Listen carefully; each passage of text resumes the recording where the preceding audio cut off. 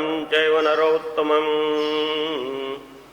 देवी सरस्वती व्यासं ततो जयमुदीरयेत् ब्रह्मानन्दं परमसुखदं केवलं ज्ञानमूर्तिं द्वन्द्वातीतं गगनसदृशं तत्त्वमस्यादिलक्ष्यम् एकं नित्यं विमलमचलं सर्वदी साक्षिभूतं भावातीतं त्रिगुणरहितं सद्गुरु तन्नमामि शुक्लां ब्रह्मविचारसारपरमां माध्यां जगद्व्यापिनीं विना पुस्तकधारिणीं वयदां दाढ्यान्धकारापहां हस्ते स्फटिकमालिकां विदधतीं पद्मासने संस्थितां वन्दितां परमेश्वरीं भगवती बुद्धिप्रदां शारदा। ओम नमः पार्वतीपते हर हर महादेव गोपाल कृष्ण भगवान की जय। श्री गुरुदेव दत्त दत्त दत्त सद्गुरु जनार्दन स्वामी महाराज की जय।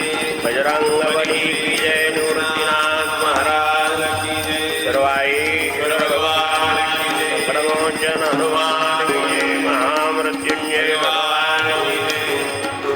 हर हर महादेव शंभो काशी विश्वनाथ गंगे।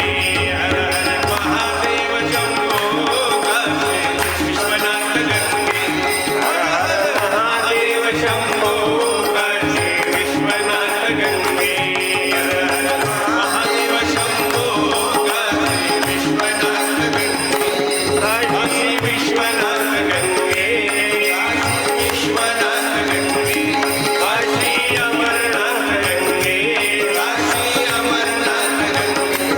हर हर महादेव शंभो काशी विश्वनाथ गंगे। हर हर महादेव शंभो काशी विश्वनाथ गंगे। काशी विश्वनाथ गंगे। काशी अमरनाथ गंगे। काशी अमरनाथ गंगे। हर हर महादेव शंभो काशी विश्वनाथ गंगे। हर हर महादेव शंभो काशी विश्वनाथ गंगे।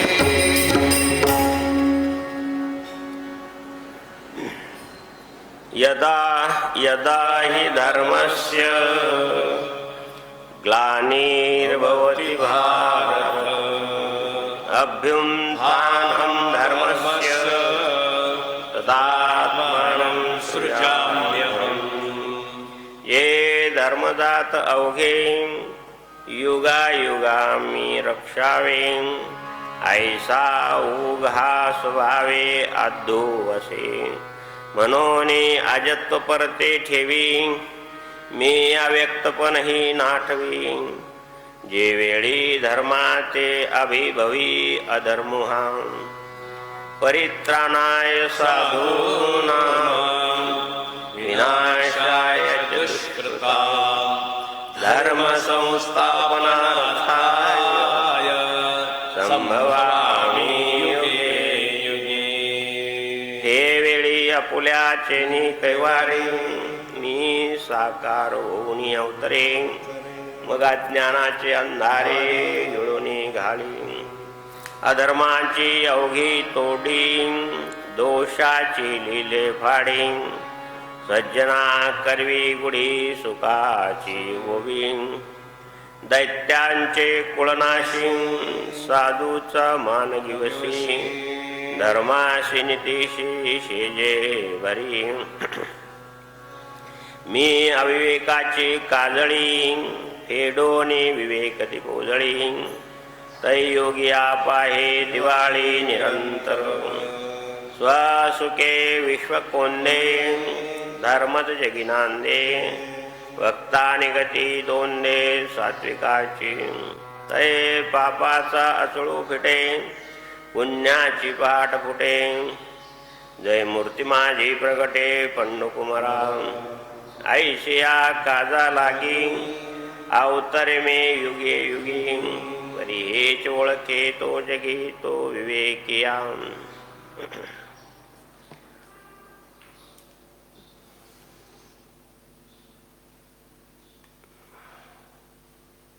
हे भारता अर्जुना, जेव्हा जेव्हा वेदविहित धर्माचा ऱ्यास होतो आणि अधर्म वाढत जातो तेव्हा तेव्हा मी देह धारण करतो, अर्थात अवतार घेतो. कारण प्रत्येक युगात धर्माचे रक्षण मी करावे असा क्रम स्वभावतः जगाच्या आरंभापासून सतत चालत आलेला आहे.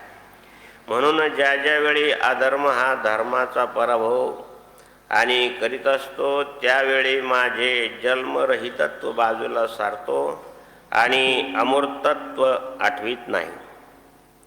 साधूच्या रक्षणाकरता पाप करणाऱ्या चांडाळांचा नाश करण्यासाठी आणि धर्माची स्थापना करण्याकरिता मी युगायुगात जन्म घेतो.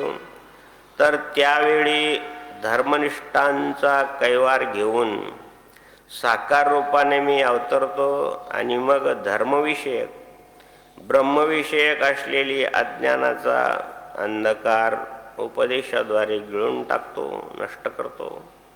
अधर्माची मर्यादा तोडून टाकतो. पापाची दोषाची कीर्द खतावणी फाडून टाकतो आणि साधू पुरुषाच्या हातून सुखाची गुढी उभारतो. दैत्य चांडाळाचे समुदाय नष्ट करतो. साधूचा लोप पावलेला सन्मान शोधतो आणि त्यांच्या मान सन्मानाचे रक्षण करतो. धर्मनीतीला शतायुष्य लाभावे म्हणून आशीर्वाद देतो. अविचाराची काजळी झाडून विचाराचा दीप प्रज्वलित करतो. तेव्हा योग्यांना अस्त नसलेल्या दिवाळीचा दिवस प्राप्त होतो. त्यावेळी सर्व विश्व आत्मसुखाने भरून जाते. धर्माकरिता अधर्माचा नाश झाल्यामुळे धर्मच एक जगात नांदत असतो. भक्तांना सगुण भक्तीमुळे अष्टसात्विक भावाची पुष्टता प्राप्त होते. त्यावेळी हे अर्जुना, माझी मूर्ती प्रकट होते. अशा या महत्त्वाच्या कार्यासाठी मी प्रत्येक युगात अवतारत असतो आणि हे रहस्य ज्याने जाणले तोच या विश्वात खऱ्या अर्थाने शहाणा समजावा. बोल हरी बोल हरी हरी हरी बोल. केशव माधव बिंद बोल हरी बोल हरी हरी हरी बोल. केशव माधव बिंद बोल हरी बोल हरी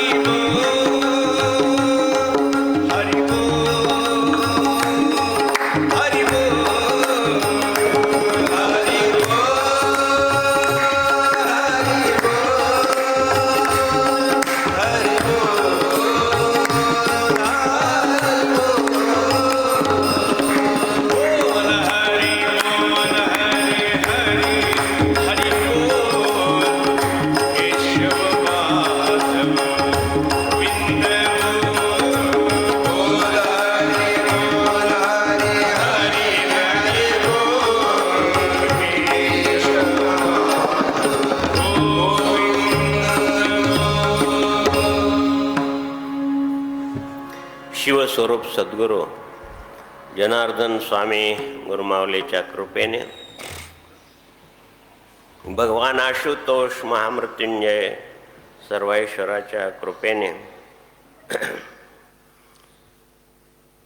श्री राष्ट्रसंत सद्गुरू जनार्दन स्वामींचा जयंती उत्सव आश्विन महिन्यातील नवरात्र या नवरात्रीतील पहिल्या पार्श्वमाळीला म्हणजेच ललिता पंचमीला त्यांचा जन्म झालेला आहे. आणि त्यानिमित्तानं आपण 5 दिवस मिळतात, 4 दिवसच मिळतात कधी कधी. आणि यावेळेस चतुर्थी घट आहे, पंचमी तिथी चतुर्थीच्या दिवशीच आहे. मग 4 दिवस हा उत्सव आणि चालतो. त्यानिमित्तानं महामृत्युंजय याग असतो. शेवटच्या दिवशी जयंती उत्सव साजरा होतो. आणि भाविकांना महाप्रसादाचा लाभ होतो. पण सगळीकडं बंदचं वातावरण आहे, महामारीचं संकट आहे आणि म्हणून हा कार्यक्रम आपण घरीच करायचा असतो. घरीच जनार्दन स्वामींची पाद्यपूजा करायची. इथं पण पाद्यपूजा होईल. उद्या जयंती उत्सव आहे. बाबाजींची पाद्यपूजा आणि बाबाजींच्या महानिर्वाण स्थानावर आणि स्फटिकाचं महान शिवलिंग आहे. सद्गुरू जनार्दन स्वामी हे शिवस्वरूप होते आणि म्हणून त्यांच्या महानिर्वाण स्थानावर स्फटिकाचं शिवलिंग आहे. कोपरगावला आणि तारामंडळ शिवलिंग आहे. आणि तुम्ही जर कधी पुण्यश्लोक अहिल्याबाई होळकरांचा चित्र किंवा फोटो पाहिला असेल तर त्या माऊलीच्या हातात नित्य शिवलिंग असायचं. शिवलिंगाची अनन्य भक्त पुण्यश्लोक अहिल्याबाई होळकर. म्हणून तशाच प्रकारचं सद्गुरू जनार्दन स्वामींची भक्ती किंवा आपल्या सर्वांची श्रद्धा की सद्गुरू जनार्दन स्वामी हे शिवस्वरूपच आहे आणि म्हणून त्या शिवलिंगाची महापूजा आपल्याला घरीच श्री अवनकर बंधू, श्री ठाकरे बंधू, सोपान भाऊ आणि समाधान भाऊ आणि संतोष भाऊच्या माध्यमातून आपल्याला घरी पाहायला मिळणार आहे. म्हणून या मंडळीला वंदन आहे, नमस्कार आहे. भजनी मंडळाची विशेष आणि विशेष साथ आहे. श्री शिवराम महाराज, श्री जनार्दन महाराज, श्री लक्ष्मण महाराज, श्री अजय महाराज, श्री नवनाथ महाराज या मंडळींनी जवळपास 1.25 महिना आणि वेळ काढून सद्गुरू जनार्दन स्वामींची जीवाभावानं सेवा करणारी मंडळी आहे. त्यांना पण वंदन आहे, नमस्कार आहे. भाविक बंधू भगिनी, आता तुमची भावना आहे कार्यक्रम झाला पाहिजे. लेकराच्या हातून आपण गेले 31 वर्ष महामृत्युंजय याग करून घेतो, पण आता त्याला नाविलाज आहे, बळजबरी करणं. कारण हे नाशिक क्षेत्र आहे, खेडेगावाची गोष्ट वेगळी आहे. क्षेत्राच्या ठिकाणी शिवाय आणखीन महानगरी आहे आणि कमिशनरी एरिया आहे. म्हणून इथं सरकारचे आदेश तंतोतंत पाळावेच लागतात. काही लोक म्हणतात की दुसरीकडे कार्यक्रम चालू आहे आणि तुम्ही का कार्यक्रम करत नाही. कमिशनरी एरिया असल्यामुळं सगळेच लोक चांगलं असतात असं नाही. कोणी काही तक्रार केली, काल एक हरिभक्त परायण आलेत, गोकुळाष्टमीचा कार्यक्रम एक आहे, त्यांनी कीर्तन वगैरे केलं तर त्यांच्यावर केस झाली आणि असं योग्य नाही. सांगितलं की सरकारचे नियम ते आपल्यासाठीच आहे, त्यांना सहकार्य केलं पाहिजे. सरकारला आपण सहकार्य केलं तर सरकार कसं चालेल? जनता जनार्दनाचं सहकार्य पाहिजे. आणि शिवाय आणखीन महानगराचा एरिया आहे आणि इथं प्रदूषण जास्त आहे, रोगाचा फैलाव पण जास्त आहे. खेडेगावाची परिस्थिती वेगळी असते. काही लोकांचं समाधानाकरता सांगतो की आहे ते योग्य आहे ते योग्य करायचं आहे. आपल्याला घरीच हे प्रक्षेपण पाहता येईल, पाद्यपूजा पाहता येईल. सर्वांच्या आणि सर्वांच्या तर्फे आम्ही साधू मंडळी आणि बाबाजींची पाद्यपूजा करू आणि सर्वांना जे हातावर खिरापतीचा प्रसाद फक्त इथंच वाटण्यात येईल. आणि म्हणून अशा हा जयंती उत्सवाचा कार्यक्रम आपण करतो आहोत. त्यानिमित्तानं भगवतीचा पण उत्सव चालू आहे, नवरात्र उत्सव आहे. 9 दिवस एक दिवस एक प्रकारची भक्ती केली तरी पुष्कळ आहेत. 9विधा भक्ती सांगितली आहे भगवंतानी. श्रवणम कीर्तनम पादस्मरणम आणि पूजा स्मरण चिंतन अशा वेगवेगळ्या प्रकारची 9 प्रकारची भक्ती आहे. आणि भगवतीच्या समोर अखंड दीप लावून आणि एक घट मांडून त्याच्यावर नारळ ठेवून पंचपालव लावून आणि आपण घट बसवतो. अनेक शंका मंडळी विचारतात की घट बसवायची की नाही, हे करायची की नाही. काही न वीर्य असते, काही न चांगली वीर्य असते. मुलगा झाला, आमचे काही महात्मे म्हणतात की गोड विटाळ आहे. विटाळ आहे पण गोड आहे. कोणी गेलं तर तो कडू विटाळ आहे.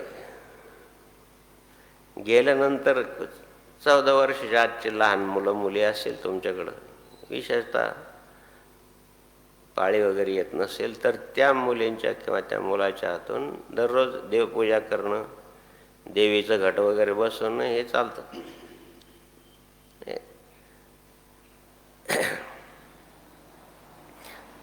धर्मसिंधू, निर्णय सिंधू ग्रंथ आहे, त्यामध्ये याचं समाधान आहे. लहान मुलांना दोष नाही.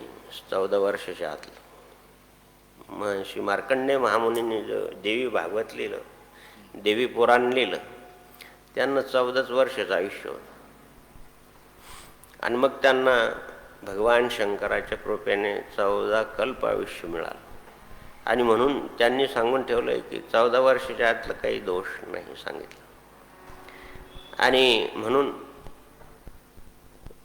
पुत्र झाला तर चांगलंच आहे, मुलगी झाली तर 12-13 दिवसाचा वीर्य असते, मुलगा झाला तर 12 दिवसाची असते, असं शास्त्र निर्णय आहे. आणि त्यानिमित्तानं घट बसावे, देवीसमोर अखंड दीप लावावा, देवी भागवत किंवा सप्तशती, आता तर मराठीत आहे. संस्कृत मग अवघड आहे थोडं वाचायला आणि अर्थ पण बदलतो. म्हणून काही मंडळीने त्याचं प्राकृत केलं. जसं दासगणू महाराजांनी अनेक प्रकारचे चरित्र लिहिले. श्री सरस्वती गंगाधरांनी दत्तात्रय म्हणजे नरसिंह सरस्वती महाराजांचं चरित्र लिहिलं, साधं मराठीत प्राकृतमध्ये आहे. तेच आणखीन श्री वासुदेवानंद सरस्वतींनी वेगवेगळ्या प्रकारचे स्तोत्र नाही गुरुचरित्र हे संस्कृतमधून काढलं. म्हणजे ज्यांना संस्कृत भाषा अवगत आहे त्यांनी वाचलं चांगलं. पण आपल्या देवी सर्वभूतेषु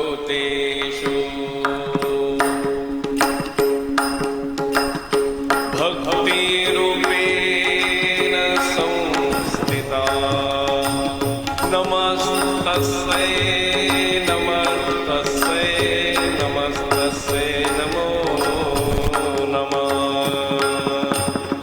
या देवी सर्वभूतेषु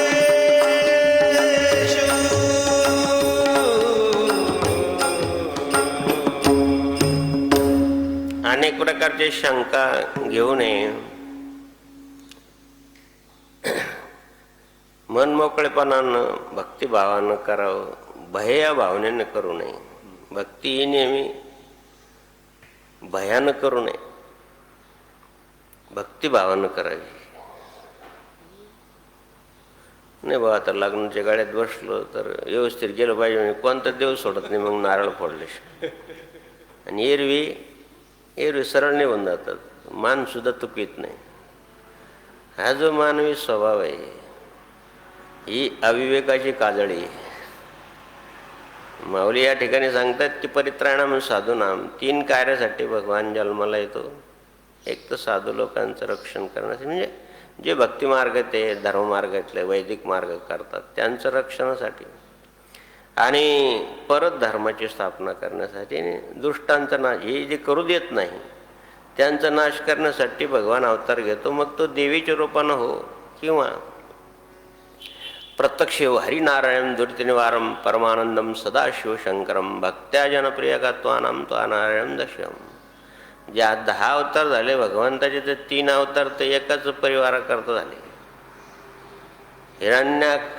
हिरण्यकश्यपू 2 अवतार त्याच्यासाठीच, आणि पुढं रावण कुंभकर्णासाठी, तेच पुढं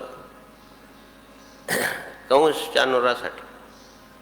एकाच परिवारातली मंडळी. सांगायचं तात्पर्य हे आहे की आम्हासाठी अवतार अवतार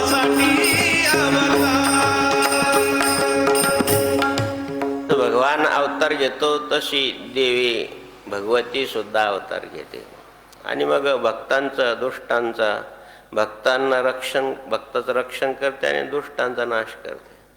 परंतु करवीर निवासिनी महालक्ष्मी ही आणि केवळ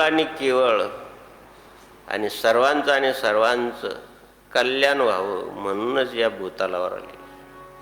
तिनं कोणत्या राक्षसाला नाही मारलं. म्हणतात कोलासुराला मारलं, पण तसा उल्लेख नाही मार्कंडेय पुराणात. भगवान श्रेष्ठ आहे असं देवता लोक नाही, पण जी ऋषीमुनींची सभेमध्ये किंवा यज्ञाच्या निमित्तानं काही सत्संग चर्चा होतात, कोणता देव श्रेष्ठ आहे बा. कोणी म्हणतं देवी श्रेष्ठ आहे, कोणी म्हणतं सूर्यनारायण श्रेष्ठ. ज्याच्या त्याच्या इष्टदेवतेप्रमाणे सगळ्यांनी सांगितलं की श्रेष्ठता आमचं देव आहे. हे वैशिष्ट्य मानलं पाहिजे. हा विवेक पाहिजे की आपले इष्टदेवता आपल्यासाठी आणि श्रेष्ठच आहे. मग याचा अर्थ दुसऱ्याचं कनिष्ठ आहे असं मानू नये. ही नाण्याची दुसरी बाजूच नाही समजून घेत. अनेक प्रकारचे संप्रदाय नाही. आमचे गुरु दत्ताचे अवतार, बाकीचे भूताचे का? अरे चांगली तुझी गोष्ट श्रद्धा आहे तर मग नको मानून दुसऱ्याची ईर्ष्या कशाला करतो, द्वेष कशाला करतो. ही दुसरी बाजू जी आहे ना तीच मुळात दूषित आहे. दुसरं नकोच, दुसऱ्याचं मान्यतच नाही. अरे बाबा आपल्यासाठी आपलं श्रेष्ठ आहे, पण दुसऱ्याचं कनिष्ठ कशाला मानायचं. हा जो विवेक आहे, हा विवेक दीप उजळी माऊलीने याच्यावर भर दिला आहे. मी जे अवतार घेतो, माऊलीने जो अवतार घेतला हे काढण्यासाठी, उपेक्षा नाही, कोणाची उपेक्षा नाही. त्याच्याप्रमाणे तो. आणि आपली किंवा भारतीय राजघटना सहिष्णुता भाव मानते, परधर्म सहिष्णु. महात्मा गांधीला सुद्धा हे मान्य होतं सगळ्यालाच, ज्याचे ते धर्माप्रमाणे ज्याच्यानं वागा. असं वाद करू नका किंवा एकमेकाचं स्पर्धा करू नका किंवा एकमेकाच्या अशा लढाई करू नका.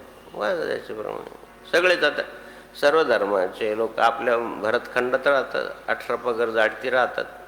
शिवाजी महाराजांनी सुद्धा हेच केलं. त्याच्याप्रमाणे ज्याचे धर्म करा.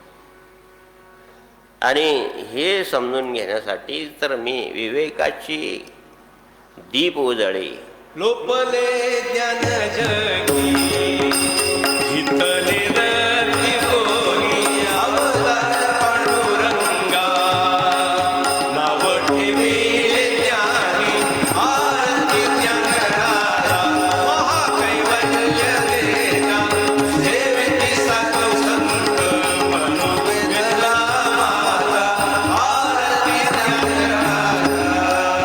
असं सर्वांनी आनंदानं वागलं तर नित्य दिवाळीच आहे ना महाराज. आपल्या काकड्यामध्ये काय सांगतो आपण, विठोबाचे विठोबाचे राज आम्हा नित्य दिवाळी.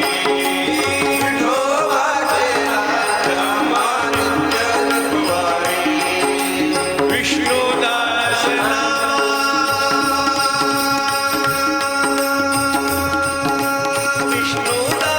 नामा जीवे भावे रोवाणी, जीवे भावे रोवाणी. ये हो विठ्ठले माझे माऊली, ये हो विठ्ठले माझे माऊली. आणि म्हणून नित्य आनंद पाहिजे असेल तर हा विवेकाची कास धरली पाहिजे. आणि हा विवेक संताजवळ मिळतो. चंद्र तेथे चंद्रिका, माऊली सांगतायत गोड भाषेमध्ये, चंद्र तेथे चंद्रिका, शंभू तेथे अंबिका, आणि संत तेथे विवेका असण्याची पा, त्यांच्याजवळच तो मिळतो. विनु सत्संग विवेक होई, रामकृपा विनु सुलभ सोई. मंगल मंगल हारी प्रभुषद असे सर्व ऋषी मुनी संत मंडळी बसत असताना त्याच्या परिणाम त्याची इष्टदेवता मोठी आहे असं सांगितलं. मग एकमेव मोठं कोण आहे? असा निर्णय करत्या वेळेस भृगुऋषीने सांगितलं की तुम्ही देवांची परीक्षा घ्या आणि मग ठरवा सर्वश्रेष्ठ देवता कोणती आहे. भृगुऋषी गेलेत ब्रह्मदेवाकडे आणि सांगितलं की कुठे येतो ब्रह्मदेव, मला त्याला खडव्यानं मारायचं आहे. लोकांनी सांगितलं महात्मा आहे, साधू आहे, ऋषी आहे, बिघडले वाटतं, शाराने गेले वाटतं. ब्रह्मदेवाला कशाला मारायचं, काही कारण नाही, काही नाही. ते जे अंगरक्षक होते त्यांनी काही ब्रह्मदेवापर्यंत भृगुऋषीला जाऊन दिलं नाही. काय सांगता येते, ऋषी आहे. आणि शिवाय आणखी भृगुऋषी म्हणजे आक्रमक, त्यांनी मारत तुम्हाला भेटता नाही. ब्रह्मदेव जाऊन दे, याचा राजा तथा प्रजा. गेले भगवान शिवाकडं. पार्वती, भगवान शिवाला समाधीतून उठवा.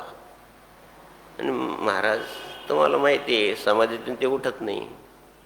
एकानं उठायचा प्रयत्न केला, त्याला जाळूनच टाकलं. आणि समाधी अवस्थेत त्यांना काही समजत नाही. म्हणजे कुटस्थमचलम ध्रुवम चिदानंद रूपम शिवोहम शिवोहम, ते त्यांच्या ब्रह्मानंदात असतात, त्यांना काही होत. श्री आर्य धर्माचे संस्थापक दयानंद सरस्वती आणि हिमालयामध्ये एका शिलेवर बसून ध्यान करतो. भयंकर थंडी. हिमालय म्हणजे काय महाराज, बर्फच पडतं तिथं. आपलं गुरुबंधू आहे तिथं प्रवचन ऐकतो. राम म्हणून बॉर्डरवर आहे. रात्रीतून 4 फूट बर्फ तयार होतं का. त्याची नोकरी करायची म्हणजे महाराज, संरक्षण करायचं म्हणजे त्याला धन्यवाद विचारलं, त्याला नमस्कार आहे. ते लोक तिथं तेल घालून संरक्षण करतात आपल्या भारतभूमीचं, म्हणून आपण व्यवस्थित झोपतो इथं. वंदे मातरम वंदे मातरम वंदे मातरम वंदे मातरम. तिथं बिचारा प्रवचन ऐकतो. संस्कारित आहे, इथं राहणारा विद्यार्थी होता. बाबाचे संस्कार आहे त्याच्यावर, संतोषगिरी महाराजांचे. आणि म्हणून देव किती आनंद वाटतो की संस्कार घेऊन गेलेली मुलं किती चांगले असतात. पार्वतीने सांगितलं देवा ते उठणार नाही. बरं, भृगुऋषीने विचार केला की अशा अवस्थेमध्ये त्यांना मारलं काय ना आणलं काही समजणारच नाही. ध्यान धरुनी स्मशानी जपे राम जपे राम नाम पापा डोळा शंकर डोळा पापा डोळा शंकर श्री दयानंद सरस्वती ध्यान लावून बसली हिमालयामध्ये. एक ब्रिटिश अधिकारी आला, कोट ओव्हरकोट, बूट, सॉक्स वगैरे, हातात मोजे वगैरे घालून, फक्त डोळे उघडे, सैर करायला. पारतंत्र्य होतं त्यावेळेस. त्यांनी पाहिलं की महाराज उघडे बसले.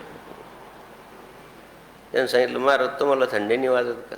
म्हणजे नाही, दररोजचा नित्यक्रम आहे आमचा. नित्य नाही म्हणून आम्ही ते प्राणी दुर्लभ लक्ष्मी वल्लभ तयाजवळ. आणि आम्हाला मला तुम्हाला थंडी नाही वाजत, पण नाही वाजत.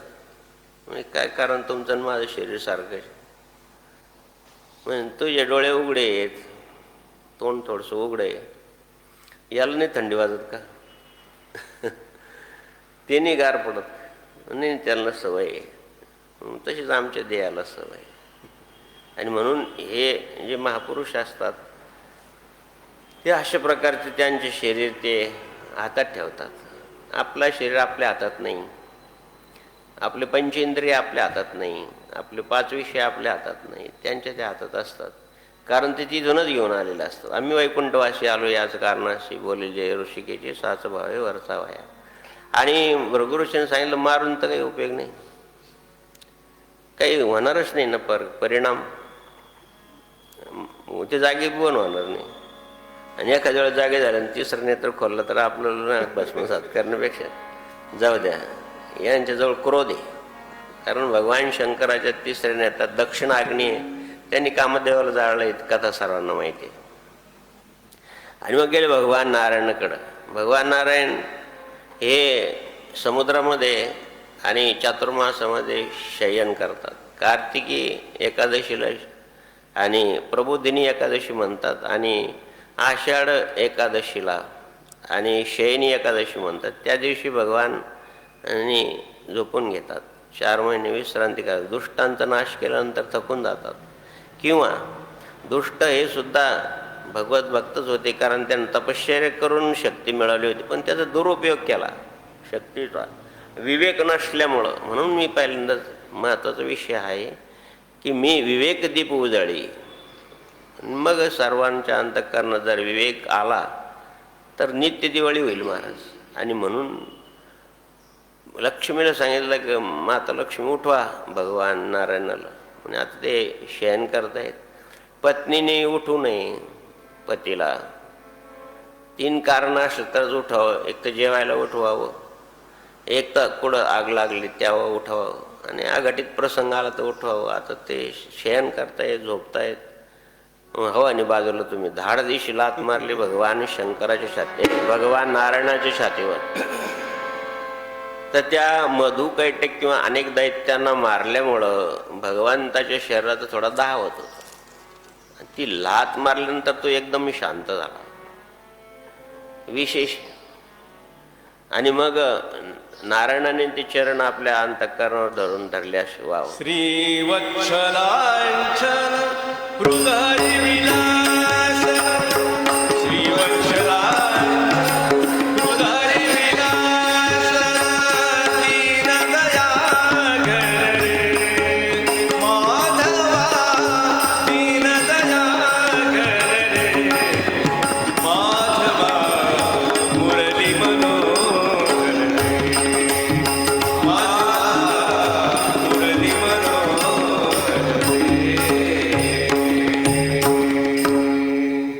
देवाने सांगितलं तुमचे चरण कमल एवढे कोमल आहे, माझी छाती तुम्ही लात मारले, काही इजा तर तुम्हाला झाली नाही, काही त्रास तर नाही झाला नाही. क्षमा, दया, क्षमा, शांती देते देवाची वस्ती. आणि क्षमा नावाचा एक फार मोठा गुण भगवान नारायणमध्ये आहे. आणि मग भृगुऋषीने सांगितलं की तुम्ही देवादिदेवा, देवादिदेव जनार्दन. मार्कंडे स्तोत्रामध्ये मार्कंडे महामुनींनी आणि भगवान नारायणाचं स्तोत्र केलं, भगवान शिवाचं स्तोत्र केलं, भगवतीचं गुणवर्णन केलं. मार्कंडे पुराणमध्ये भगवतीचं गुणवर्णन आहे. आणि ती भगवती कान देऊन ती ऐकते. मार्कंडे पर्वत आहे आपल्या महाराष्ट्रामध्ये, विशेष नाशिक जिल्ह्यामध्ये, आणि सप्तशृंगी माता आहे. त्याचं महत्व मार्कंडे दे कान जरा वाकडी मान, हे देवी सप्तशृंगा अंबा गौतमी गंगा, हे देवी सप्तशृंगा. ॲडव्हान्स उद्याचा भाग येतो. भगवतींना काही बोलले नाही, पण मनात राहिलं की लात मारली तरी देवाने काही प्रतिकार केला नाही, क्षमा केली त्यांना. आणि मनातलं मनात राग आला. आईसाहेब गेले निघून. त्या आल्या तर भूतालावर आल्या तर पंचगंगा नावाच्या क्षेत्र आहे, ज्याला आपण करवीर क्षेत्र म्हणतो, कोल्हापूर म्हणतो. राग आलेले आहेत. पण आता जायचं तर मग आपले देवदेवता घेऊन जायचं, पूजापाठ घेऊन जायचं. म्हणून भगवान शंकरला डोक्यावर पिंड आहे. मूर्ती अशी ती शालिग्राम पाषाणाची, डोक्यावर भगवान शंकराची पिंड आहे. आणि नागाला सांगितलं, म्हणजे ब्रह्मदेव नागरूपानं भूतालावर आलेत आणि देवी त्या ठिकाणी साधनेसाठी बसली. म्हणून ती महालक्ष्मी आहे. मायेचा वाहे झरा शहरी कोल्हापुरा, मायेचा वाहे झरा, मायेचा वाहे झरा शहरी कोल्हापुरा, मायेचा वाहे झरा शहरी कोल्हापुरा. घेऊया लाभ दर्शनाचा, उद उद करूया उद उद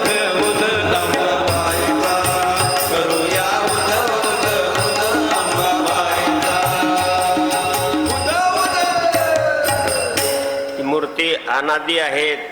यादवाच्या काळापासून 5 पंचगंगा नदी आहे कोल्हापूरला. एक भद्रा आहे, एक भगवती आहे, एक पुष्पा आहे, एक शिवा आहे.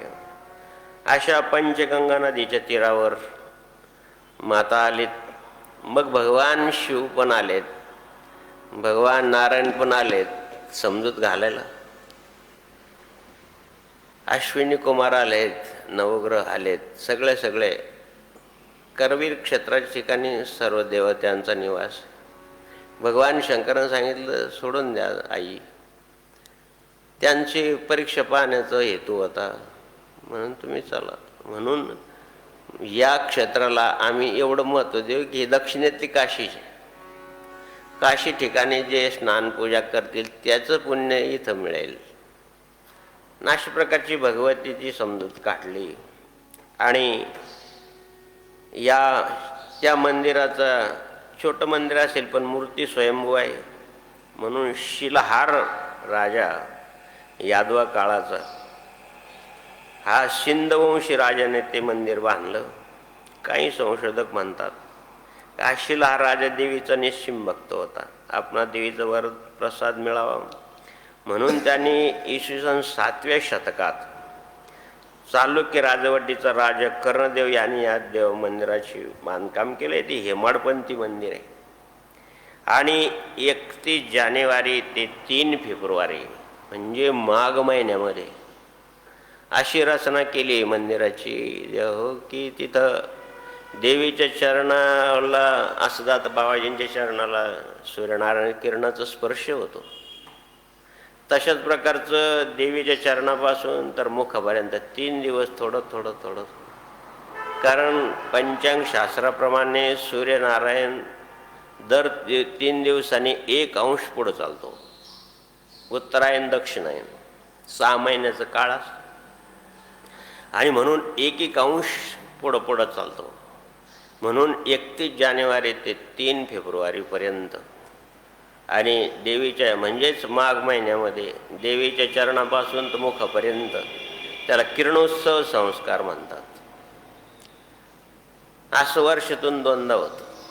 एक उत्तरायणमध्ये आणि दक्षिणायनमध्ये. आणि अशा प्रकारची भगवतीची समजूत घालण्यासाठी सर्व देवदेवतांचं त्या ठिकाणी व्हायचं. मग कोणी मंदिरासाठी काय कोणी काय ऐवज दिलं. दररोज मंदिराची पूजापाठ वगैरे. म्हणून ती जी भूतलावर आली ती केवळ आणि केवळ आणि आई तुम्ही आलात तर चांगलं आहे, लोकांचं कल्याण करा म्हणून ती भूतलावर आली. भरतखंडामध्ये आली तर धान्य रूपानं आहे, वैभव रूपानं आहे. असं म्हणतात की भारताचे सुवर्ण काळ होता. सुवर्ण काळ म्हणजे या ठिकाणचं सुवर्ण जे मिळतं जमिनीतून. आता ती जमीनसुद्धा तिचंच रूप आहे महाराज. पृथ्वी तिचे 8 रूप आहेत. त्यामध्ये पृथ्वी तिचं रूप आहे. सगळं कुठून निघतं? सप्तधातू कुठून निघतात? धान्यलक्ष्मी धनलक्ष्मी तीच आहे. तीच पुत्रलक्ष्मी आहे. आपण खातो तर स्त्री पुरुषाचा संग होतो तर एक पुत्राचा जन्म होतो म्हणजे तिचाच आधार आहे. म्हणून तिला धरणी म्हणतात. पुत्रलक्ष्मी धनलक्ष्मी धान्यलक्ष्मी पुत्रलक्ष्मी पौत्रलक्ष्मी जयलक्ष्मी विजयलक्ष्मी असे 8 प्रकारे. ती समुद्रकन्या आहे. समुद्रातून रत्नाकर येतो. रत्न जे आहे ती तिचीच उत्पत्ती आहे. आणि म्हणून या भूतलावर सुवर्ण काळ होता त्यावेळेस. अजून आहे. भारतातलं सोनं सगळ्यात श्रेष्ठ मानले जातं. परदेशात पण आहे. आफ्रिकेत पण सोन्याच्या खाणी आहेत. वेगवेगळ्या ठिकाणी सोन्याच्या खाणी आहेत. पण 10 टन माती काढल्यानंतर त्याच्यातून 1000 किलो सोनं निघलं तर निघलं. म्हणजे एवढी प्रक्रिया करावं लागते. तसं इथलचं नाही. इथं थोड्या याच्यामध्ये माती रूपानं असतं त्याचं प्रक्रिया करावं लागते आणि मग त्याचं सोन्यामध्ये रूपांतर होतं. असं तुम्ही पहा सोन्याच्या खाणीस. आज जाऊन ताबडतोब सोनं नाही घेऊन. सोनं काय असतं तिथं खाणी जायचं आणि फोडायचं आणि घेऊन यायचं दगडासारखं नाही. प्रक्रिया आहे. आणि म्हणून ती लक्ष्मी माता सुवर्ण काळ होता भारतातला. सोन्याच्या पावला महालक्ष्मी आली ओवाळी तुका पुराणे.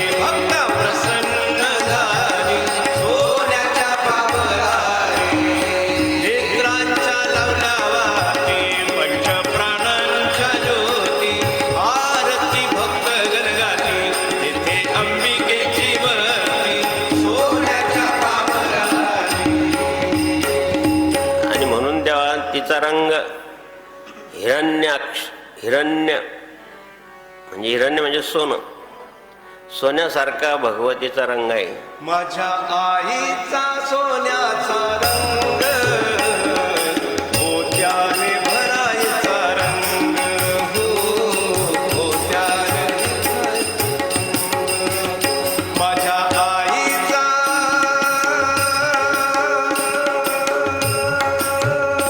माझ्या आईचा सोन्याचा रंग, मोत्याने भरायचा भांग, हो मोत्याने भरायचा भांग, हो मोत्याने भरायचा भांग.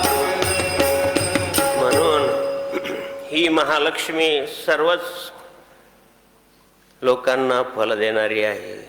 सर्वच दर्शनाला जातात, सर्व समाजाची मंडळी. लक्ष्मी कोणाला लागत नाही महाराज, सगळ्याला लागत.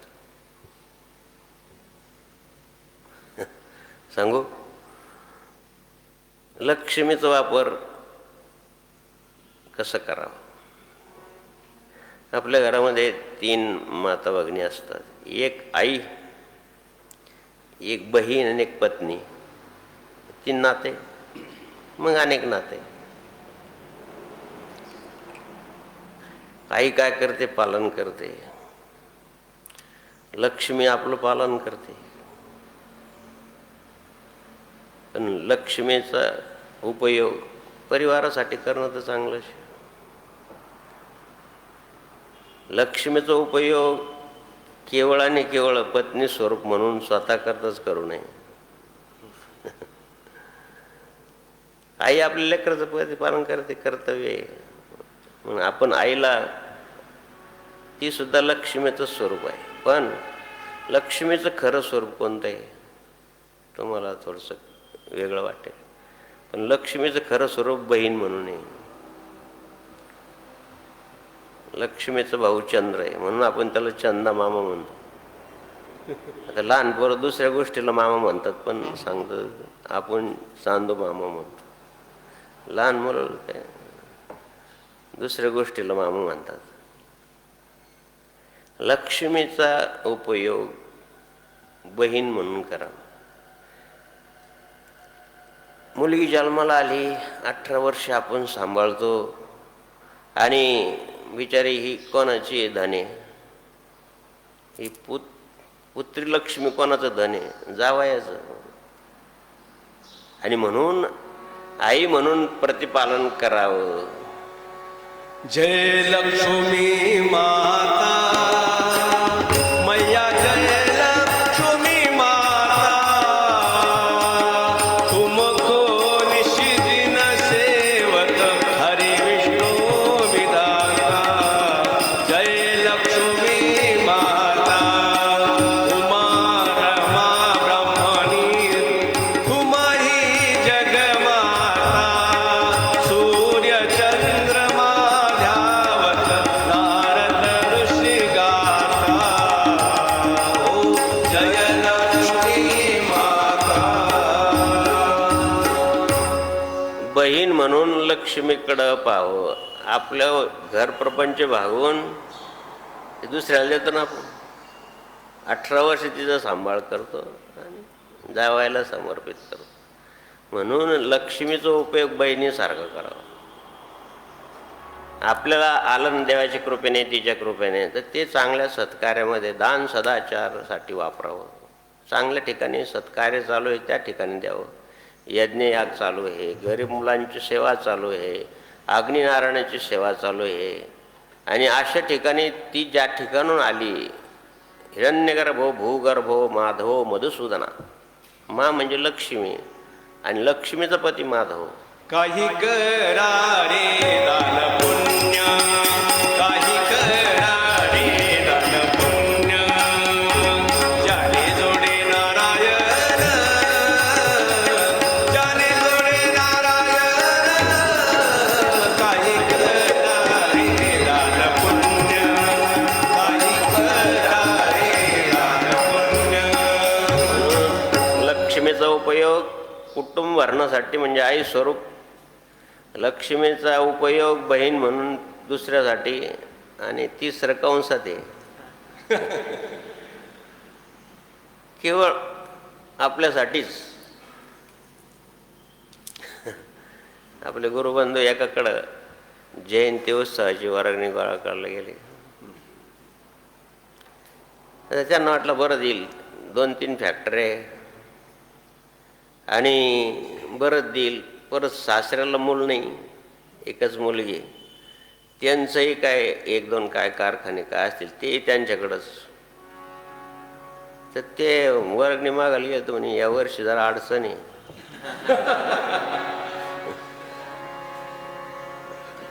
त्याला एकच मुलगा, बरं मंडळी हो, तो परदेशात, त्याने तिकडंच लग्न केलं, तो इकडे येत नाही. ते बापाला काय देव जाणे काय असंच. तू भजले सीताराम नहीं तो रस्ता होगा जाऊं कर जो कल्याणा. हो, काय करणार आहे. तुम्ही वाचलं का आता, ऐकलं असेल, परदेशामध्ये या कोरोनामुळं आई वडील मुलगा पत्नी गेले आणि परदेशामध्ये 60 मजली म्हणतात की ते काय म्हणतात त्याला, 5 तारका हॉटेल. कोणीच नाही ना मागं, वरून गुढी टाकली, जीव दिला. सरकार जमा होईल ना महाराज. काय कसे लोक आहेत. म्हणजे याचा उपयोग कसा, पत्नीसारखा झाला, केवळ स्वतःसाठीच, दुसऱ्यासाठी नाही. काल एक माय बहिणी आली, दोन्ही भांडे करते बिचारी. बाबा हे तुम्हाला कपड्यासाठी जयंती महोत्सव, आणि ही जयंती महोत्सवाची वर्गणी दरवर्षी मी एक कट्टा साखर देते. काही लोक मी 30-30 वर्ष पाहिलेत, कधी फुलने आणलं का हारने आणलं जनार्दन स्वामीला. आणि जनार्दन स्वामीच्या कृपेने फार चांगलं, उत्तम आहे. बरं बाबा, उत्तम आहे. म्हणजे हा चिंतनाचा भाग आहे की हा जो भाग आहे हा त्या लक्ष्मीला पत्नी म्हणणं. आणि खरं सांगा, ती नारायणाची पत्नी आहे. तुम्ही जर तिचा असं वापर केला तर तुमच्याजवळ राहील. नाही केले अन्नदान, नाही केले अन्नदान, नाही केले अन्नदान, नाही केले अन्नदान. भजले नाही तू श्रीराम, भजले नाही तू श्रीराम. संत विचारी सर्वांना हो, गीत काय सांगशील देवा, गीत काय सांगशील देवाला हो. हा जो विवेक आहे, ही जी धनसंपत्ती आहे, ही जी स्वाध्याय लक्ष्मी आहे, हिला मोक्ष लक्ष्मी म्हणतात. 8 लक्ष्मीचे स्थान सांगितले, त्यापैकी साधू संताजवळ ही स्वाध्याय ज्ञानरूपी लक्ष्मी आहे. ज्ञानाला सुद्धा लक्ष्मीच म्हटलंय. आणि मग ही स्वाध्याय लक्ष्मी म्हणा, ज्ञानलक्ष्मी म्हणा, विवेक लक्ष्मी म्हणा, ही संताजवळ आहे. आणि ते संत ओळखायचे असेल तर त्यांचा जन्मकाळ कसा आहे, कोणत्या पद्धतीचा आहे, त्यांच्या जन्मकाळामध्ये कोणकोणत्या ग्रहाची युती असल्यामुळं त्यांच्यामध्ये अशी विचारसरणी प्राप्त झाली आहे. हा विचार आपण सद्गुरू जनार्दन स्वामींच्या कुंडलिनीमार्फत, म्हणजेच सामुद्रिक शास्त्रामार्फत किंवा भृगुसंहितेमार्फत, गर्गसंहितेमार्फत, की जनार्दन स्वामी ज्या जन्मकाळावर जन्माला आले, अश्विन शुद्ध पंचमी, ललिता पंचमी, आनंदनाम संवत्सरे आणि अनुराधा नक्षत्र, अशा वेगळ्या प्रकारच्या आता जन्म बाबाजींचा झाला टापरगावी, जन्म बाबाजींचा झाला टापरगावी. शिवभक्तीचा मार्ग सांगण्या आले शिवयोगी. जन्म स्वामीजींचा झाला टापरगावी, जन्म बाबाजींचा झाला टापरगावी. कोणकोणते ग्रह युती पहा तुम्ही. आता आकाशामध्ये कोणत्या ना कोणत्या ग्रहाची युती असते. विशेषतः चंद्राच्या जवळ जो का ग्रह आला की तो स्पष्ट दिसतो. निरब जर आकाश असेल, चंद्र आहे द्वितीयेचा किंवा तृतीयेचा, आणि त्याच्यामध्ये जर भगवान गुरूंचं म्हणा किंवा भगवान शुक्राची म्हणा युती आली तर वेगळ्या समाजाच्या लोकांना ते खूप महत्त्वाचं वाटतं.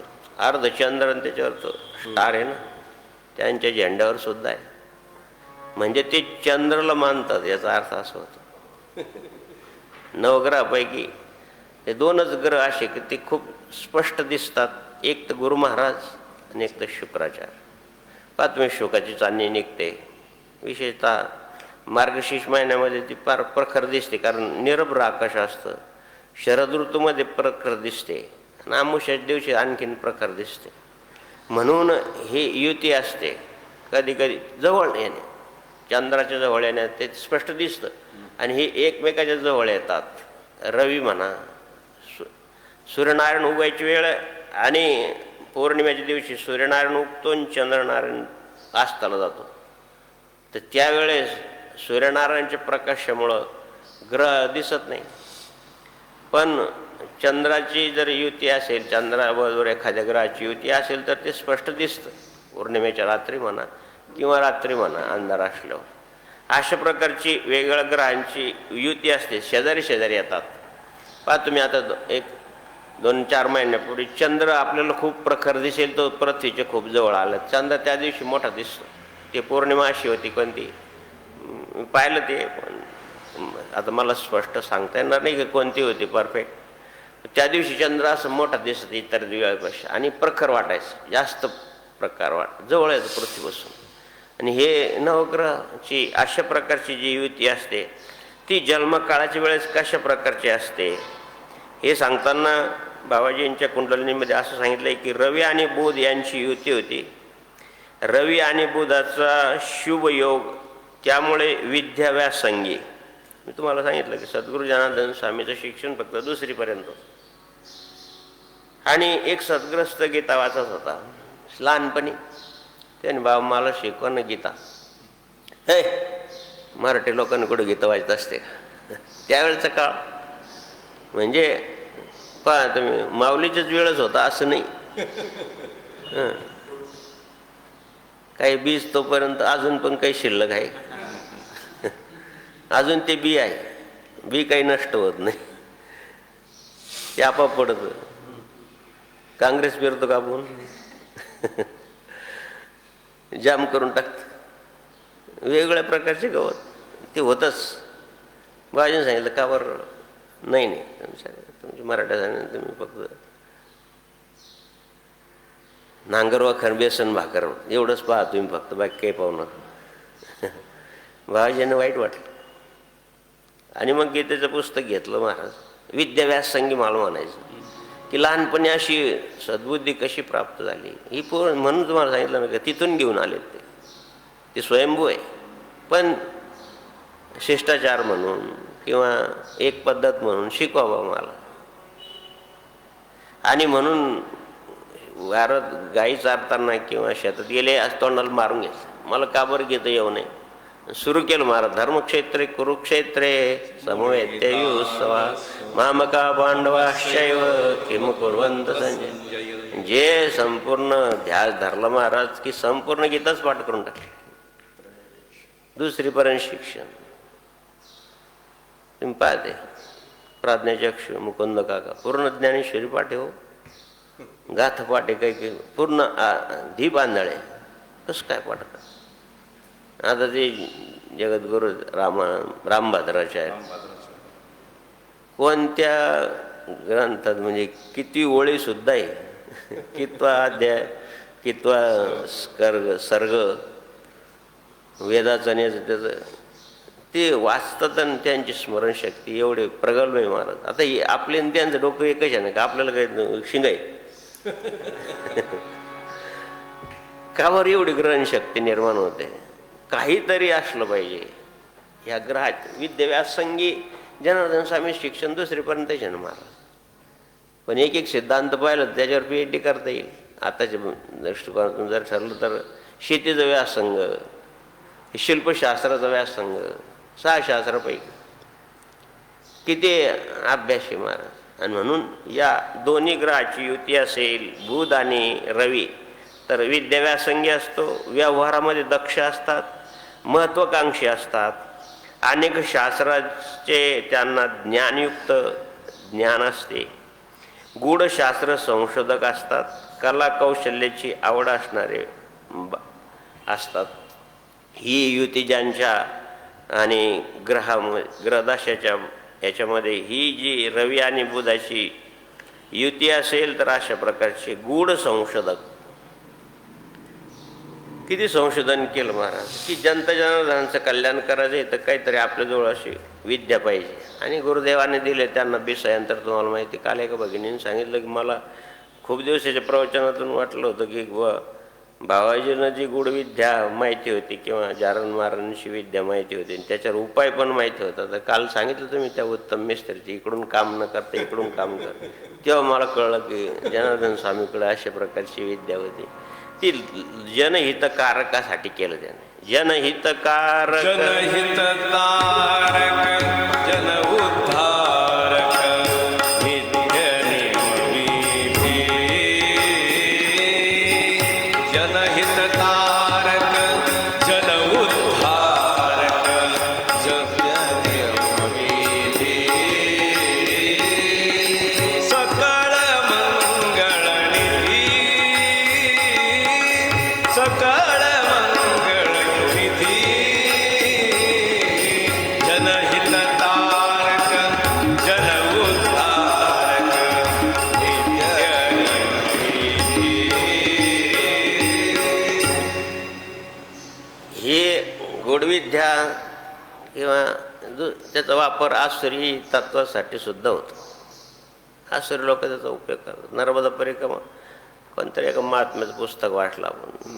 त्या नर्मदा परिक्रमा केली तर एक नर्मदा परिक्रमा किंवा नर्मदेकाठी स्वतःच्या उद्धारासाठी साधन करणारे तर पुष्कळ साधू संत ऋषीमुनी आहे महाराज. पण ह्या अशा गूढविद्येचं किंवा आसुरी विद्याचं पण सिद्धी करता नर्मदे तीरावर राहतात. एक असं भैरवाची म्हणा अशी तांत्रिक विद्या संपादन करण्यासाठी नर्मदेच्या किनारे राहायचं. आणि ते साधू महात्मा आले आणि त्यांची चर्चा झाली तर म्हणून अशी सिद्धी केली मी यावं. पण मग हे लोक क्रोधी असतात, कोणाचं ऐकत नाही. ते सगळं त्यांचं तमगुणच वाढलेलं असतं. म्हणे आज ये पौर्णिमेची रात्र आहे, या रात्री तुम्ही नर्मदामयमध्ये जाऊ नका, कारण पौर्णिमेच्या रात्री मगरी येतात आणि ते चंद्राच्या उजेडानं भक्ष्य सापडतं ना त्यांना, आणि तिथे जाऊ नका. नाही म्हणे ये तर पौर्णिमा हमारे लिए अच्छी. ते काळे कपडे आणि ते सगळं ते वेगळंच, त्याचं वर्णन बी करू नये. ते महात्माने सांगितलं आज जाणं अच्छा नाही मेरे लिए, तुम्हारे लिए होगा, मेरे लिए तो अच्छा है. नर्मदे हर नर्मदे हर नर्मदे हर नर्मदे हर नर्मदे हर नर्मदे हर नर्मदे हर नर्मदे हर. गूढविद्या याच्यासाठी करायचं का?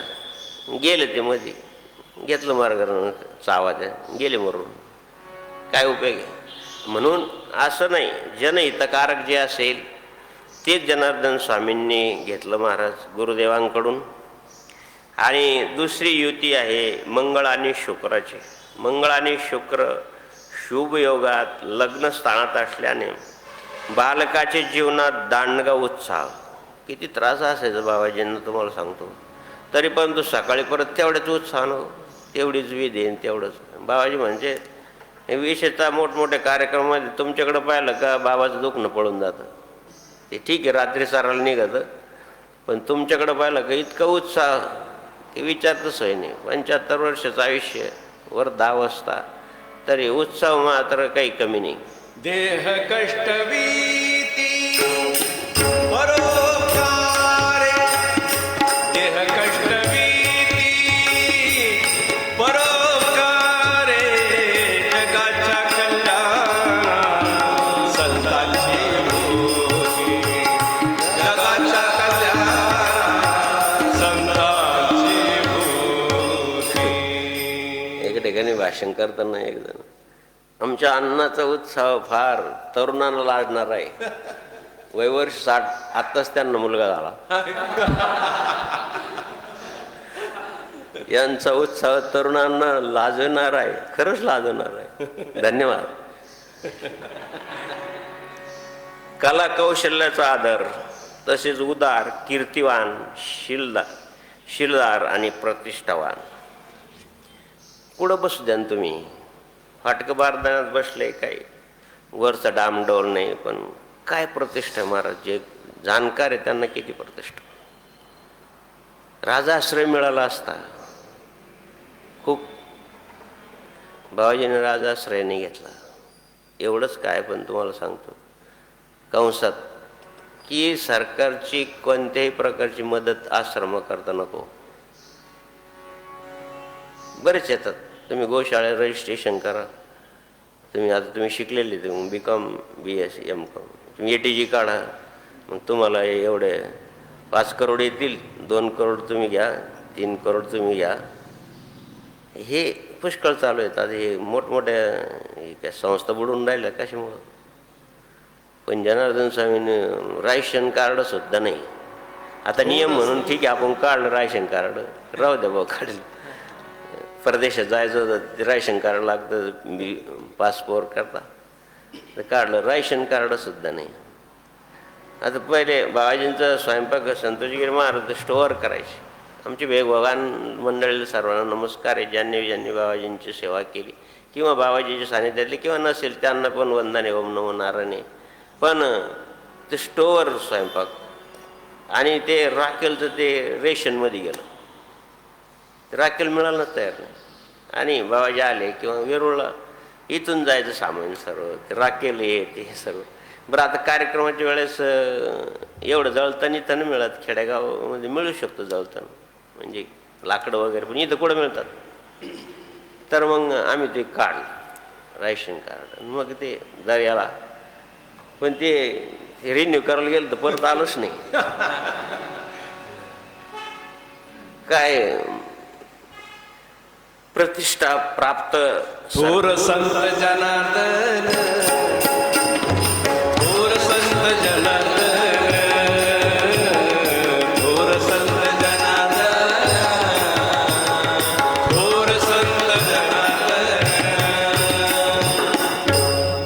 आपला सुद्धा तेच तत्व आहे की आम्ही या लोकांना, ट्रस्टी लोकांना मार्गदर्शन करतो. कोण जे टॅक्स येईल तो भरा, सरकार त्याच्यावर चालतं.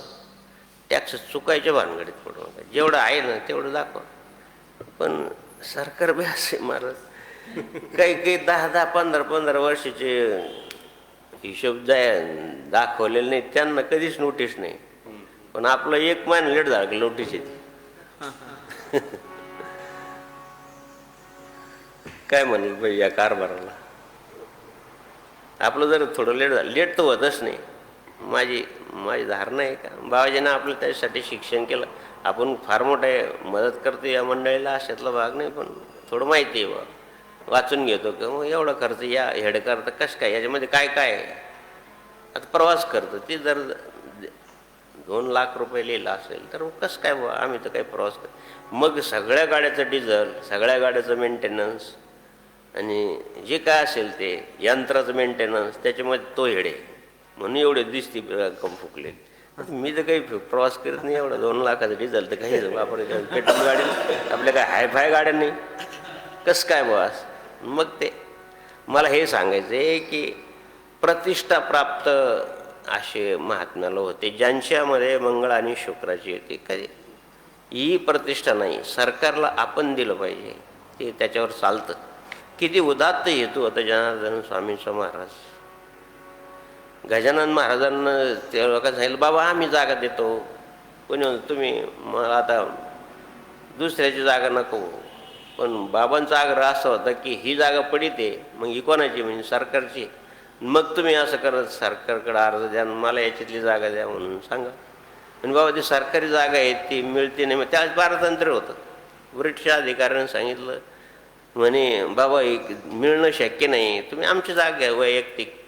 बाबांनी सांगितलं, रामाच्या मंदिराकरता जागा तुमची नको, सरकारी जागा पाहिजे. सरकार तरी कोण आहे, म्हणजे आपलीच आहे ना.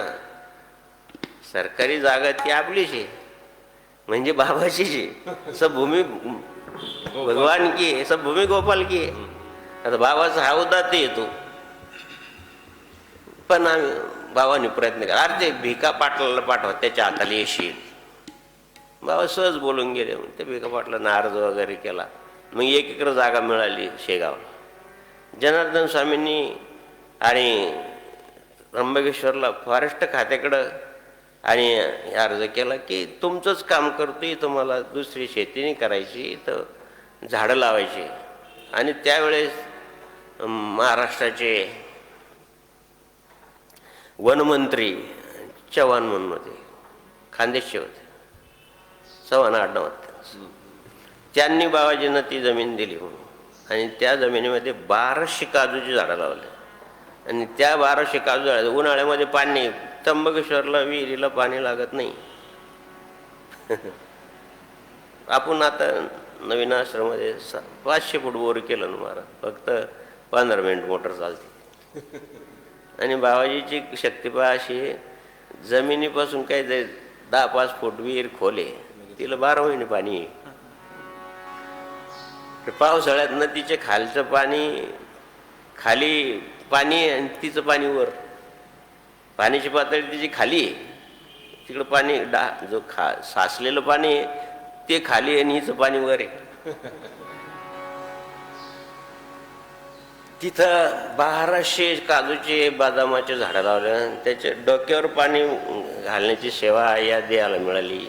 शिजवून देह केले श्रमदान अति, शिजवून देह केले श्रमदान अति, माळ रानावरती बाबा पिकविले मोती, माळ रानावरी बाबा पिकविले मोती. आणि म्हणून मंगळ आणि शुक्राची युती असताना अशी प्रतिष्ठा प्राप्त होते. सरकारला सुद्धा त्यांनी त्या दुसऱ्या वेळेस ते फिरायला आले, त्यांनी पाहिलं की बाबा जागा दिली तर काय केलं जनार्दन स्वामींनी, तर पाहिलं तर ते 1200 काजूची झाडं आनंदाने डोलतायत. म्हणे बाबा त्यांच्या PA ला सांगितलं की आपण जर हे सगळे झाडं लावले असते डोंगरावर तर किती खर्च आला असता. म्हणे साहेब याला जवळपास 2 करोड रुपये खर्च आला असता. जनार्दन स्वामी सांगितलं तुम्हाला काय खर्च आला? म्हणे काही एक दमडा नाही आला. बाबाजीची भाषा आहे दमडा. एक दमडा समाधानात हे पोर लेकर काम करतात, सुट्ट्यात येतात, काम करतात, डोक्यावर पाणी भरतात बिचारे. अशा प्रकारचे झाडं तयार केले. तिसरा भाग जो आहे, द्वितीय स्थानी चंद्र आहे. द्वितीय स्थानी चंद्र व त्यावर शनीची दृष्टी असल्यामुळे संपत्तीवान, सुखी, नम्र आणि बहुशिष्यवान. किती विनम्रता महाराज. आम्हाला दीक्षा द्यायची होती आणि ते शिवगीर महाराज महंत होते. हे नाही आताचे शिवगीर नाही, ते आमच्या आखाड्याचे दशनाम संन्यासी आखाड्यात 13 मडीचे महंत. आणि बाबाजींची तब्येत अशी कमी जास्त व्हायची, तर त्यांना बाबाजींनी बोलून घेतलं कुंभमेळ्याच्या वेळेस. 78 सालचा कुंभमेळा. आणि बाबाजींनी त्यांना हात जोडले, नवे नवे पायाला हात लावला. बाबा तुम्ही म्हणतात आमच्या आखाड्याच्या आहात, हे लोकांना, हे 13 लोकांना दीक्षा द्या, आणि काय तो विधी असेल तर. अरे बोले मी इतना दक्षिणा लागताय, उतना दक्षिणा लागता. म्हणजे बाबा तुम्हाला माहिती आहे माझा स्वभाव किंवा माझं कार्य माहिती आहे, एवढं शक्य आहे का तुमच्यासारखे दक्षिणा वगैरे देणं? कमी याच्यात करून द्या सर्व. किती विनम्रता महाराज. नम्र झाला भूता, नम्र झाला भूता, त्याने कोंडिले अनंता, त्याने कोंडिले अनंता. नम्र झाला भूता, भूता, नम्र झाला. किती विनम्रता आहे महाराज. म्हणून मी एका गुरुपौर्णिमेच्या प्रवचनात सांगितलं होतं की सद्गुरू जनार्दन स्वामीमध्ये ज्ञानेश्वर माऊलींची विनम्रता आहे, नाथांची शांती आहे, तुकाराम महाराजांचं वैराग्य हे, निळोबारायांसारखी निष्ठा आहे. खूप लोकांना आवडलं. गुरुपौर्णिमे दिवशी दुसरंच काही सांगणं विषयाचं विषयांतर पुष्कळ होतं. तुम्ही पण ऐकलं, ऐकणाऱ्या लोकांना बघा, जे सांगायचं ते आपल्या गुरुविषयी सांगा ना. तुम्ही कशाला बाकीचं पाखंड करत असतो. स्वभाव असतो शिवारपण. आणि म्हणून सांगितलं की निळोबरायासारखी निष्ठा. तुकाराम महाराज गेले, नाही नाही मला ते मंत्रानुग्रह येतीलच, आलेच. तुकाराम महाराजसारखं वैराग्य, माऊलीसारखी विनम्रता, नाथासारखी शांती, आद्य शंकराचार्यासारखं ज्ञान, चैतन्य महाप्रभूसारखा भाव, असं अनेक प्रकारचं मी सांगितलं तर खूप खूप चांगलं लोकांना आवडतं. शरण मुनीला, शरण मुनीला, लीन प्रभाकर. शरण मुनीला, शरण मुनीला, संसारात आजा प्रसन्न मूर्ती स्वामी जनार्दन. प्रसन्न मूर्ती स्वामी जनार्दन. होई तल्लीन भान ठरले भाग्यवान पाषाण. ठरले भाग्यवान पाषाण. शुक्रग्रहाची स्वग्रही युती असल्यामुळं, शुक्रग्रह स्वग्रही लग्नस्थानी असल्यानं दुसऱ्यावर प्रभाव पाडणारे, पुण्यशील, अधिकारवाणीने मार्गदर्शन करणारे असतात. विचार करा, माऊली या ठिकाणी सांगतात की ते पापाचं आचळू फिटे, पुण्याची पहाट फुटे, जय मूर्ती माझी प्रगटे पंडुकुमार. किती लाखो लाखो लोकांच्या अंतःकरणामध्ये भक्तीचे आणि पहाट फुटली महाराज. पहाट उगवली लाखो लाखो लोकांना आणि चांगले संस्कार लावलेत.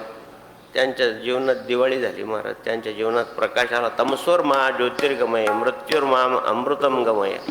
अशा प्रकारचा प्रकाश. तिथं पापाचं आचळ, किती पाप कर्म करणारे होते. 2-2 कोंबड्या खाणारी मंडळी होती. एक एक फुगा पिणारी होती मंडळी. एकदा तोंडाला लावला की बिगर पाण्याची.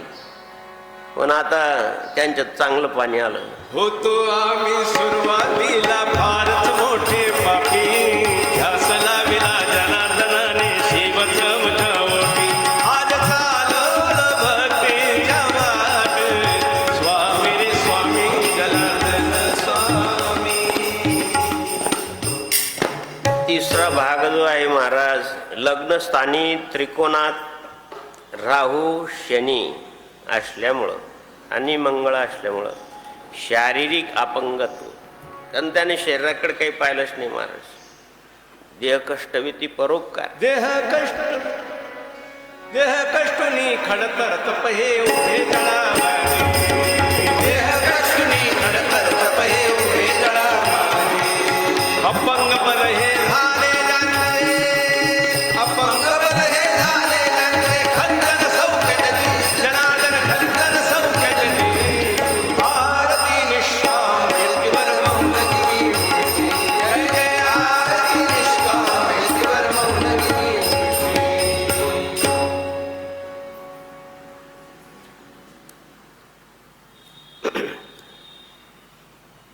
अपंगत्व येण्याचं कारण आज झालं, माघ महिना होता. माघ महिन्यात खूप थंडी असते आणि जनार्दन स्वामी वेगळे काढून दिलं.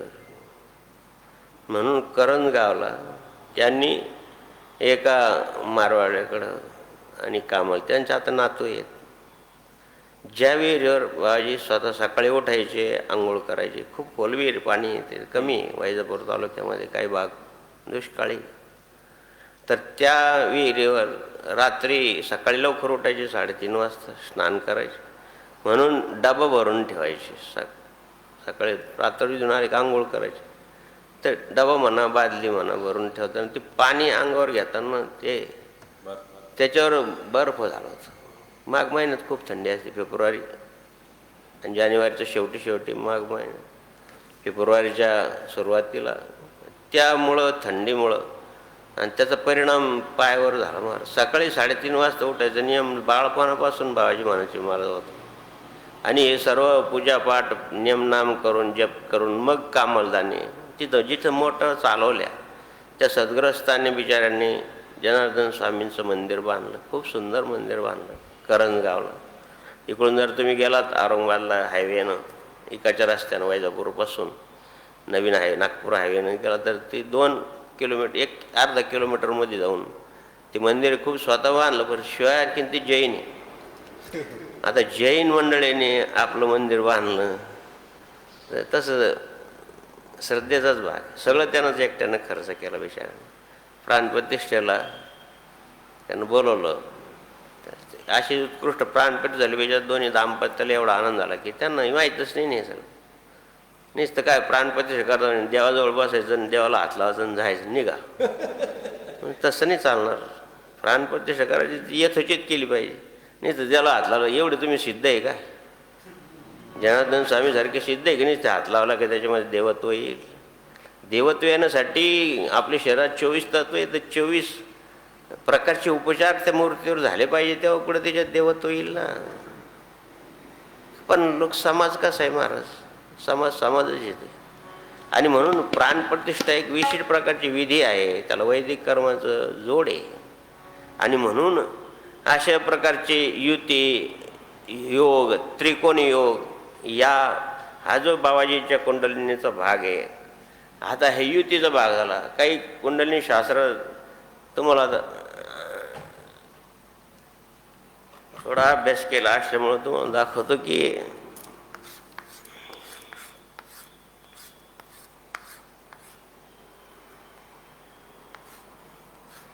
12 स्थान आहे. कोणीकडे मी पहा. याच्यामध्ये असं त्रिकोण तयार होतो. 1 2 3 हा त्रिकोण तयार झाला. मग तो योग काय आहे या योगाची माहिती आपल्याला उद्या पाहिजे. असं 12 स्थान आहे. मग याच्यात याची युती याच्याने युती याच्याने. आता योग त्रिकोण योग तयार होतो. हा त्रिकोण झाला. त्रिकोण चौकोन या ग्रहाचा आणि शरीरावर काय परिणाम होतो या चारी या कोणाचं काय तसं पुष्कळ आहे. भृगु संहिता जर तुम्ही वाचली तर मला नाही वाटत तुम्ही 2 प्रकरण वाचता. झोपच आली बाई. कळतच नाही ते काय. आणि अशा प्रकारचं त्रिकोण योग कोणता आणि हस्तरेषा सामुद्रिक शास्त्र काय सांगतं. आणि उद्या जयंती उत्सव आहे आणि थोडा वेळ होतो मंडळीला. म्हणून जय जनार्दन. सद्गुरु जनार्दन स्वामी महाराज माऊली